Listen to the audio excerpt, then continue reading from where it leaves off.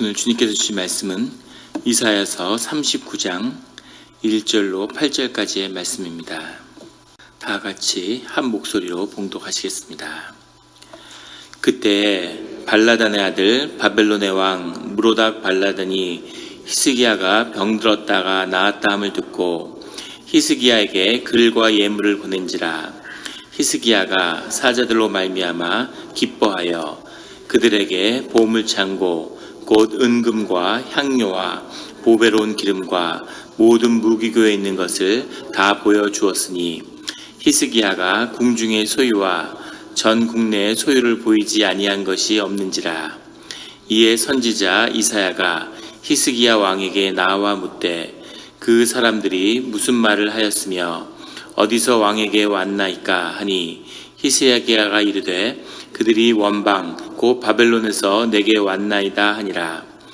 이사야가 이르되 그들이 왕의 궁전에서 무엇을 보았나이까 하니 히스기야가 대답하되 그들이 내 궁전에 있는 것을 다 보았나이다. 내 창고에 있는 것으로 보이니 의지 아니한 보물이 하나도 없나이다 하니라. 이사야가 히스기야에게 이르되 왕은 만군의 여호와의 말씀을 들으소서. 보라, 날이 이르리니 내 집에 있는 모든 소유와 내 조상들이 오늘까지 쌓아둔 것이 모두 바벨론으로 옮긴 바 되고 남은 것이 없으리라. 여호와의 말이니라. 또 내게서 태어날 자손 중에서 몇이 사로잡혀 바벨론 왕궁의 환관이 되리라 하셨나이다 하니 히스기야가 이사야에게 이르되 당신 이른바 여호와의 말씀이 좋소이다 하고 또 이르되 내 생전에는 평안과 경고함이 있으리로다 하니라. 아멘. 다 같이 기도드리시겠습니다. 하나님 아버지 감사합니다. 주의 음성을 듣고자 저희가 새벽 제단 앞에 모였습니다. 우리 마음의 기도와 우리 마음의 묵상이 주님께 연락되기로 합니다.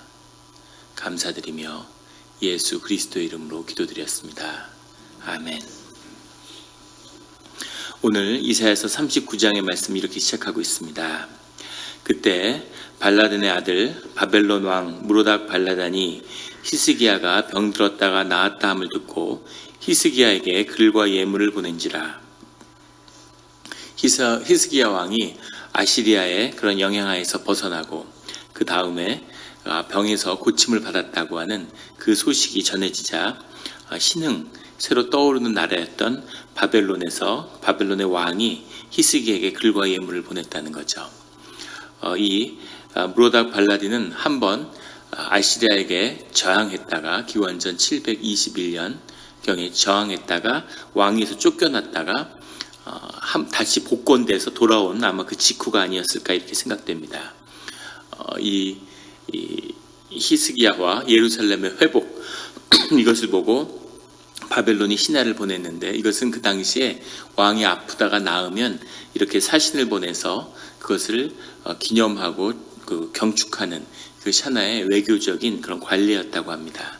근데 그 이상의 의미가 있었을 텐데 그것은 바벨론이 항상 아시리아의 지배에서 벗어나고 그것을 넘고자 하는 그런 뜻이 있는 나라고 이제 유다가 아시리아에 맞서서 홀로 살아남았기 때문에 수리아도 이 예루살렘도 다 망했지만 애굽조차도 무너졌지만 이 유다 왕국은 살아남았기 때문에 이제 유다의 왕국의 실력을 인정하는 거죠. 그래서 유다와 함께 좀 세력의 연합을 이루어 볼 수 있을까 하는 그런 외교적인 뜻을 가지고 그 사신을 보낸 것입니다. 2절에 한마디로 유다를 인정해 준 거죠. 히스기야가 사자들로 말미암아 기뻐하여. 그런데 히스기야가 그 사실을 굉장히 기뻐하는 거죠. 기뻐할 수 있었겠죠. 근데 문제는 히스기야가 다음에 보여준 모습입니다. 그들에게 보물 창고 2절에 보면 곧 은금과 향료와 보배로운 기름과 모든 무기고에 있는 것을 다 보여주었으니 히스기야가 공중의 소유와 전 국내의 소유를 보이지 아니한 것이 없는지라. 왔는데 자신의 국력을 인정해 주니까 그것이 기뻐서 자신들이 가지고 있는 보물들과 모든 실력을 유감없이 자랑을 하는 거죠. 뻐기는 겁니다. 그런데 이것을 역대하 32장에 보면 이것이 하나님의 시험이었다고 그렇게 이야기하고 있죠. 영화 데빌스 애드보킷이라고 하는 영화가 있습니다. 키아누 리브스가 젊은 시절에 변호사로 이렇게 나오는 건데, 데빌스 어드보킷, 악마의 변호사라고 하는 별명을 가진 변호사가 있어요. 그 변호사는 아주 특별한 재능을 가지고 있는데, 미국처럼 미국은 배심원 제도가 있어서 배심원들이 사실 판단을 하고 판사는 법리 적용만 하는 거죠. 한국은 판사가 사실 판단도 하지만 미국은 이 배심원들이 그 사실 판단을 하는데, 이 주인공 변호사가 이 배심원단을 구별할 수 있는 그 배심원단의 그 표정이나 그 옷을 입은 거나 옷매무새나 행동 패턴을 보면서 그 사람이 그 피고에게 우호적인가 아닌가 하는 것을 세심하게 가려내는 거죠. 실제 미국에서 배심원제가 발달하니까 이 심리학자들을 동원하고 배심원들의 성향을 아주 면밀하게 분석한다는 거죠. 그래서 변호사들도 멋진 옷을 입고 가고 변호의 재판과 상관없이 너무 잘 나가는 것처럼 보이면 배심원들이 싫어하는 거죠. 재판할 때는 옷 흐름하게 입고 아주 안 좋은 차를 타고 가고 그렇게 한다는 그 기사를 본 적이 있습니다. 그런데 그걸 세심하게 구별해내는 것을 보고 뉴욕의 한 로펌에서 이 사람을 스카우트하는 거죠. 이 사람 재능이 승승장구하는 겁니다. 그래서 남편은 잘 나가는데 가정이 점점 힘들어지고 부인은 힘들어하고 가정의 위기를 맞는데 가정을 전혀 돌보지 않는 거죠. 이 사람이 이 주인공이 깊이 들어가다 보니까 그 뉴욕에 있는 거대 로펌의 그 사주가 사실은 마귀라는 것을 보게 되죠.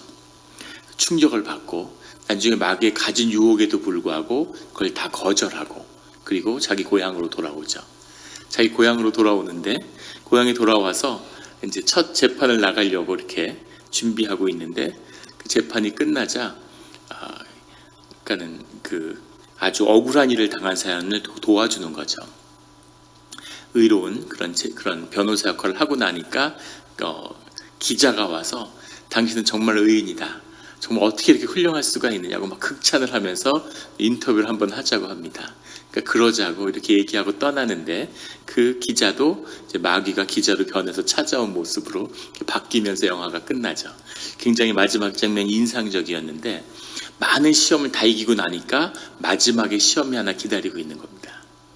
저희가 사순절에 기도를 하는데 기도를 이렇게 쭉 하고 하나님께 더 다가가고 하나님의 임재가 경험하게 되면 우리 주변에서 생명의 역사를 경험하게 되죠. 생각지 못했던 좋은 일이 있고 또 새로운 사람을 만나게 되고 계속 하나님의 좋은 일들이 생겨나게 되는데 계속 좋으면 무슨 문제가 있겠습니까? 그런데 어려운 일이 오는 거죠. 그 어려운 일이 왔을 때 마음의 중심이 무엇인가가 결정되는 겁니다. 그것은 어려운 일, 아주 어려운 일을 당했을 때 좋은 것이 드러나고 그 좋은 것이 드러났을 때 한 번 더 어려움이 또 오는 거죠. 그것을 통해서 하나님이 그 마음의 중심을 보시는, 우리가 마음속에 기도로 깊이 들어갈 때 보면 마음의 어두운 그림자를 경험하게 돼요. 그러면 아마 기도하시면서 그런 걸 느끼실 겁니다. 우울해지고 이렇게 마음이 가라앉고 몸이 안 좋고 이런 힘든 시기, 특별히 기도하는데 마음의 기쁨도 없고 하나님이 계신 것 같지도 않고 음성이 들리지도 않고 그런 어두운 시기를 지나가고 회복되면 아주 깊은 곳으로 나아가는 거죠. 그럼 거기서 계속 깊은 곳에 있는 게 아니라 한 번 더 어려운 때가 또 오는 겁니다. 하나님 침묵하시는 그런, 심리학에서는 그것을 원형의 그림자다 이렇게 얘기하는데 마음속 깊은 곳에 그런 그림자가 있는 거죠. 악의 그림자도 있고 하나님의 임재를 같이 보게 되는 그런 깊은 자리로 나아가게 되는데, 히스기야가 자기의 목숨이 걸린, 예루살렘의 운명이 걸린 그 가운데서 기도하는 것을 주님 앞에 나아갔죠. 그래서 주님이 그 마음의 중심을 보고 히스기야도 살려주고 예루살렘도 구원하셨습니다. 그 다음에 찾아온 그 반대의 시험에 걸려서 넘어진 거죠. 이제까지는 억누르고 억압하고 고난이고 견디는 그런 시험이었어요. 이 시험을 잘 견뎌내고 이겨냈는데 그 다음에 찾아온, 이번엔 반대로 전략을 확 바꾼 거죠. 인정해주고 높여주는 거죠. 하나님의 사람들이 세상을 살아갈 때 세상이 막 핍박을 가하고 네가 예수의 이름으로 살아 한번 당해봐라 이러고 막 짓밟는 거죠. 네가 한번 죽음의 권세를 맛봐야지 그런 헛소리를 안 하지 하고 막 짓밟는 거예요. 그렇게 짓밟다가 신앙을 꺾지 않으면 전략을 180도 바꾸는 거죠. 이번에는 높여주는 겁니다. 진짜 대단해. 넌 영웅이야. 너 같은 사람이 세상에 어딨냐. 이렇게 쫙 높여주는 거죠. 그런데 그 고난을 이겨낸 사람이 이 높임을 받는데 넘어진다는 거죠. 정반대의 시험에 히스기야가 넘어진 겁니다. 마음의 정말 중심에 무엇이 있는지를, 십자가에 완전히 죽어야 되는데 거의 죽은 것처럼, 거의 죽을 뻔한 것처럼 됐다가 다시 살아나는 거죠. 그래서 회복되고 나니까 그 마음의 중심 가운데 있는 교만이, 이것을 하나님은 교만이었다고 이렇게 말씀하시죠. 그 깊은 곳에 교만이 있는데 누르다가 이 모든 것이 다 회복되고 나니까 교만이 다시 올라오는 거죠. 그래서 그 교만이 그 시험에 든 것입니다. 3절에 보면 이에 선지자 이사야가 히스기야 왕에게 나와 묻되 그 사람들이 무슨 말을 하였으며 어디서 왕에게 왔나이까? 첫 번째 질문을 던집니다. 이걸 보면 이사야가 예루살렘이 회복된 다음에는 예루살렘 궁전에 돌아와 있다는 것을 알 수 있죠. 그래서 앞에도 선지자 이사야라는 말이 공식적으로 붙은 것을 보면 그가 궁정에서 선지자의 역할을 하고 있다는 것을 보게 됩니다. 그들이 와서 무슨 말을 했습니까? 그 다음에 두 번째 질문은 어디서 왕에게 왔나이까? 이렇게 묻죠. 히스기야가 이르되 그들이 원방 곧 바벨론에서 내게 왔나이다 하니라. 바벨론에서 왔다는 얘기를 했는데 그 사람들이 무슨 얘기를 했는지는 이야기하지 않아요. 이사야 선지자와 모든 것을 이제 나누지 않는 거죠. 뭔가 비밀한 것이 생긴 것입니다. 4절에 이사야가 이르되 그들이 왕의 궁전에서 와서 무엇을 보았나이까? 한 세 번째 질문을 던졌죠. 그러자 히스기야가 대답하되 그들이 내 궁전에 있는 것을 다 보았나이다. 내 창고에 있는 것으로 보이지 아니한 보물이 하나도 없나이다 하니라. 보여줄 필요가 전혀 없었는데 자랑하기 위해서 내가 이렇게 대단한 존재다, 내가 이렇게 큰 세력이 있는 왕이다 하는 걸 과시하기 위해서 자기가 가진 걸 자랑한 거죠. 5절에 이사야가 히스기야에게 이르되 왕은 만군의 여호와의 말씀을 들으소서. 선지자가 하나님의 말씀을 계시할 때 쓰는 말이죠. 여호와의 말씀이니까 들어봐라, 이렇게 이야기를 하고 있는 겁니다. 그리고 무슨 말씀을 증거하냐면 6절에 보면 보라 날이 이르리니 내 집에 있는 하나님의 음성을 대언하고 있는 것이죠. 내 집에 있는 모든 소유와 내 조상들이 오늘까지 쌓아둔 것이 모두 바벨론으로 옮긴 바 되고 남은 것이 없으리라, 이렇게 말을 하는 겁니다. 보여준 모든 것을 다 바벨론이 가져가게 될 거다, 이렇게 이야기하는 거죠. 안타까운 것은 이 모든 환란의 시작이 유다가 아수르를 자기의 정세에 끌어들였기 때문입니다. 르신전 수리아와 예루살렘이 유다를 침공하려고 하니까 그것을 막기 위해서 아수르를 끌어들인 게 유다예요. 유다가 아수르를 끌어들이는 바람에 그 다음에 예루살렘도 망하고 수리아도 망하고 유다도 망할 뻔했죠. 거기서 구원받기 위해서 다시 또 애굽을 끌어들였습니다. 그 바람에 애굽도 망했죠. 아수르에 거의 반식민지처럼 돼 있고 거기에 종속돼 있다가 간신히 아수르의 영향에서 이제 벗어나는데 이제 바벨론을 끌어들이는 거죠. 참 그 어리석음이 가장 중심에 그렇게 하지 말라고, 애굽을 아수르를 끌어들이지 마라, 애굽을 끌어들이지 마라, 그렇게까지 계속된 이사야의 그런 하나님이 이사야를 통한 그런 말씀의 계시가 있었는데 이 절체절명의 순간 완전히 예루살렘이 죽을 뻔하다가 살아났는데 본인 자신도 사실은 히스기야가 예루살렘 운명을 자신과 함께 했기 때문에 예루살렘의 이 임박한 멸망이 히스기야의 몸에 아픔으로 나타난 거죠. 그런데 그것을 경험하고도 거기서 회복되고 살려주시는 주님을 경험하고도 마음의 깊은 곳에는 아직도 교만과 세상에서 문제를 해결하라고 하는 그 뜻이 들어있는 거죠. 하나님의 인도하심으로 이민인 자의 땅에 와서 아무것도 기댈 곳이 없는, 자랑할 것이 없는, 닷을 내린 것이 없는 그 어려움 가운데서 오직 주님께만 기도해야 되고 주님이 도와주지 않으면 살 길이 없는, 여기서 하나님의 은혜로 살아남았는데 하나님의 은혜로 살아남고 형편이 좋아지고 좀 나아지니까 다시 세상의 지혜가 발동하는 거죠. 내가 예전에 잘 나갔는데 내가 예전에 이런 게 있었는데 그걸 다시 회복해야지, 그런 마음이 안에 있는 거죠. 내가 한국에서 됐는데 미국에서 왜 안 돼? 이런 식으로 그것을 다시 시도하는 그런 마음이 그 깊은 곳에서 다시 올라오는 겁니다. 히스기야가 그런 상태에 서 있는 거죠. 그래서 또 다른 재앙, 아수르보다 더 큰 재앙인 바벨론을 유다의 역사에 끌어들이는 거죠. 그 문을 히스기야가 열었다는 겁니다. 히스기야가 아수르로부터 유다를 지켜낸 그런 기도의 용사고 하나님의 사람이라고 평가받았는데, 근데 그 끝에서는 결국은 이 유다를 망하게 하는 새로운 문을 히스기야가 열었다는 거죠.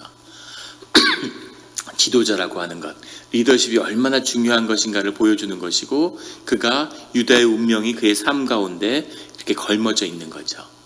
그래서 이 온전함을 이루어야 하는 것, 주님 안에서 온전하게 그 주님의 뜻을 이루어야 하는 것이 얼마나 소중한 것인가를 보여주는 겁니다.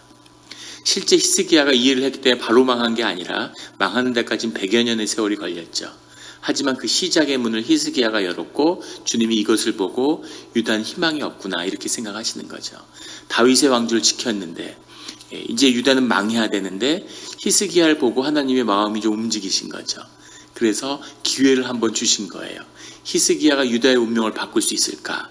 그런데 주님의 끝에 내놓으신 답은 히스기야는 안 되겠구나, 유다는 안 되는구나 하고 다시 원 플랜으로 돌아간 거죠. 그러니까 다윗과 같은, 다윗이 있었기 때문에 유다 왕국이 있고 주님의 큰 구속의 역사가 이루어진 것처럼, 예수님이 온전한 십자가의 사역을 통해서 구원의 문을 여신 것처럼, 그 뒤에 사울이나 바울이나 그런 주님의 제자들이었던 사역들, 온전함을 이뤄야 하는 그것이 굉장히 소중하다는 것을 보여주고 있습니다. 6절에 7절에는 또 내게서 태어날 자손 중에서 몇이 사로잡혀 바벨론 왕궁의 환관이 되리라 하셨나이다. 아직 히스기야의 자손들이 태어나지 않았습니다. 그렇게 해서 태어난 자손이 므낫세죠. 므낫세는 유다의 역사의 왕조 중에서 가장 좋지 않았던 악한 왕 중에 하나로 기억되죠. 히스기야가 어떻게 이렇게 뛰어난 왕인데, 히스기야의 아버지 아하스도 유다가 망하는데 큰 역할을 했고, 성경은 므낫세 때문에 유다가 망했다고 그렇게 이야기합니다. 그런데 어떻게 아하스같이 나쁜 왕에게서 히스기야같이 좋은 왕이 나고, 히스기야같이 좋은 왕 밑에서 므낫세 같은 나쁜 왕이 났을까? 좋은 왕, 나쁜 왕, 좋은 왕, 나쁜 왕 이렇게 나는 게 아니라 그 마음 가운데 짐승과 천사가 있는 거죠. 좋은 것도 있고 악한 것도 있는 거죠. 그 좋은 것과 악한 것을, 그 내면의 악이라는 것을 주님의 헌신된 삶 가운데서 온전히 다루지 못했기 때문에 아버지가 억누른, 아버지가 억압한 그 짐승이 자식의 모습으로 나오는 겁니다. 자식이 아버지의 심장을 갖고 나오는 거죠. 그래서 므낫세가 나온 거예요. 히스기야의 내면의 악이 그 아들 므낫세를 통해서 드러나는 거죠.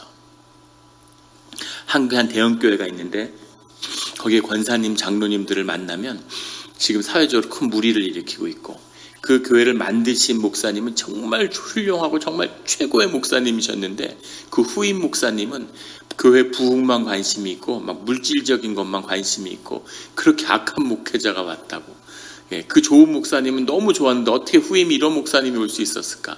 근데 그 후임을 어떻게 그 전임 목사님이 그걸 못 보고 나이가 들어서 눈이 어두워져서 그런 분을 모셔왔다, 그렇게 얘기하는 얘기를 들은 적이 있습니다. 그런데 이분이 그렇게 선한 분인데 눈이 어두워져서 이분을 데려온 게 아니라 그 자신의 내면의 악이 다뤄지지 않은 거죠. 억눌러 있고 자기가 하지 못한 그 일을 할 수 있는 자신의 심장을 가진 사람을 데려와서 안에 있는 악이 포효하는 거죠. 히스기야도 히스기야 안에 있었던 그 깊은 곳에 있는 악이 이제 므낫세를 통해서 표출되는 겁니다. 그 결과의 끝은 뭐냐면 왕의 자손으로 태어나서 바벨론 왕궁의 환관이 되리라. 실제 환관이 되고, 시드기야 같은 경우는 히스기야의 아들이죠. 실제 눈이 뽑혀가지고 바벨론 왕궁에 끌려가서 노예로 살고 그 자식들이 다 비참해졌죠. 이런 일들이 일어날 거라고 얘기하는 거죠. 하나님께 모든 걸 의뢰했는데 바벨론의 신하가 찾아오니까 왜 이걸 주님께 물어보지 않았을까? 왜 주님과 의논하지 않았을까? 어려울 때는 주님께 의지했는데 좋은 때가 오니까 이제 주님이 필요 없는 거죠. 주님과 나누지 않는 어려움과 환난과 아픔 가운데서 저를 좀 고쳐주시고 구원해 주십시오. 근데 고쳐지고 구원을 받았으니까 주님이 필요 없는 거죠. 저희가 그 한국에 이제 영국에서 공부를 하다가 한국에 들어갔는데 부모님 집에 몇 달 처음에 들어가서 있는데 TV에서 설교하는 걸 보고 있었어요. 기독교 TV 이런 데서. 근데 한 목사님이 이렇게 나와서 설교를 하는데 어머니가 보시더니 너 저 사람은 아니야 이러면서 어머니가 그 목사님을 안다는 거예요. 그래서 어머니가 어떻게 그 목사님을 아느냐 그러니까 예전에 어머니가 그 장이 유착되는 그런 병이 있어서 거의 돌아가실 뻔했는데 그때 그 목사님이 와서 기도를 해서 나으셨다고 이렇게 얘기를 하더라고요. 근데 그 목사님이 아주 신유의 은사가 있어서 뭐 기도하면 다 낫는다 이렇게 막 대단했는데 아무리 항생제 써도 그 장이 유착돼서 골마가는데 낫지가 않더라는 거죠. 정말 돌아가시는 줄 알았는데 주변의 분들이 그 목사님이 와서 기도하면 낫는다고 그러더래요. 그래서 아버지가 와서 좀 기도해달라고 부탁하니까 목사님이 주님을 영접하고 그리고 주님의 길을 가겠다고 하는 고백이 먼저라고 그런 기도가 있어야지 이 하나님의 능력이 일어날 수 있다 이렇게 얘기를 해서 몇 번을 믿을 테니까 빨리 오라고 믿는다고 빨리 오시라고 그래서 모시고 와서 기도를 했는데 정말 나으신 거죠. 그래서 교회를 한 1년 다니셨다고 그러더라고요. 예전에 이번에 오셔서 얘기를 하다가 다시 옛날 얘기를 하시다가 그래서 아니 그럼 교회를 계속 다니셨어야지 왜 그리고 안 다녔느냐고 그렇게 하니까 아픈 거 나았는데 병원 다니는 사람이 어디 있냐 이렇게 얘기를 하시더라고요. 그러니까 아플 때 기도해서 나았으면 됐지 이제 나았는데 더 기도할 필요가 뭐가 있으며 교회 다닐 필요가 뭐가 있느냐 이렇게 얘기하시는 거죠. 그러니까 주님이 복을 주고 아픈 걸 낫게 하고 도움을 주는 진이 같은 이렇게 뭐죠 그 램프의 요정 필요할 때 나와서 일을 도와주지만 일 끝냈으면 램프로 들어가야죠. 자꾸 옆에 있고 그러면 부담스럽고 교제를 하자 그러면은 부담스럽고 싫은 거죠. 모든 어려움과 환난 가운데 기도하는 가운데 주님의 은혜가 임했는데 그것이 회복된 다음에 보여준 첫 번째 모습은 주님을 외면하는 것이었다는 거죠. 8절에 가면 히스기야가 이사야에게 이르되 당신이 이른 바 여호와의 말씀이 좋소이다 하고 또 이르되 내 생전에는 평안과 견고함이 있으리로다 하니라. 상당히 충격적인 고백을 히스기야가 하게 돼요. 이 말씀이 얼마나 큰 걸림돌이 되는지 이 말씀을 어떻게든 좋게 해석하기 위해서 하나님이 고난과 시련을 예고했지만 그 가운데서도 작은 은혜를 베풀어 주시지 않았느냐. 그래서 하나님이 말씀이 옳다고 하는 온전함에 대한 고백이다 이렇게 얘기하지만 그게 아니라 여호와의 말씀이 좋은 이유가 뭐냐면 내 자손들은 힘들어져도 적어도 내 생전에는 평안과 견고함이 있겠구나. 하나님이 나한테는 그래도 은혜를 아주 거두지는 않았구나 하는 그런 감사함을 고백했다는 거죠. 어찌 보면 좋은 것 같지만 어찌 보면 또 굉장히 이것처럼 악한 고백이 어디 있겠습니까? 한 뿌리인데 뿌리가 썩었다고 얘기하는데 아직 줄기는 안 썩었네 뭐 이런 거죠. 사실 굉장히 약한 겁니다. 자식에게 가야 할 축복을 거둬들였다는데 나는 좋다는 거죠. 나는 좋으니까 악을 사로잡히고 주님의 은혜가 소멸된 사람들의 보여주는 전형적인 모습이죠. 내가 살아서 잘 되면 되지. 내가 다 누리면 되지. 죽어서 뭐 어떻게 되는 건 살아서 모르겠고 영이 마비되는 사람들의 특징인 거죠.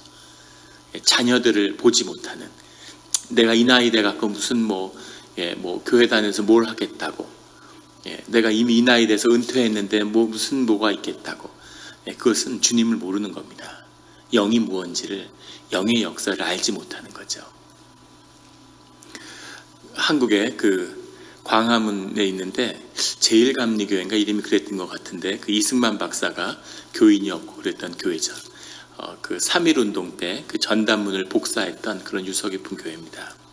근데 그 교회에서 경로대학을 저희가 한국에서 섬기던 교회에서 하려고 준비하는데 그 교회가 그걸 잘한다고 그래서 한번 보러 갔어요.